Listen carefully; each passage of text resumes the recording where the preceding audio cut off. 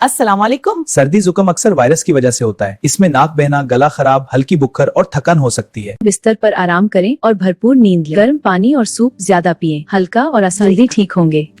बुखार ज्यादा हो तो पानी की पट्टी रख सकते हैं। डॉक्टर की सलाह से ही दवा लें। बच्चों में पानी और दूध की कमी ना होने दें। हर सर्दी में एंटीबायोटिक जरूरी नहीं होती, क्योंकि ये ज्यादातर वायरल इन्फेक्शन होता है। अगर सांस लेने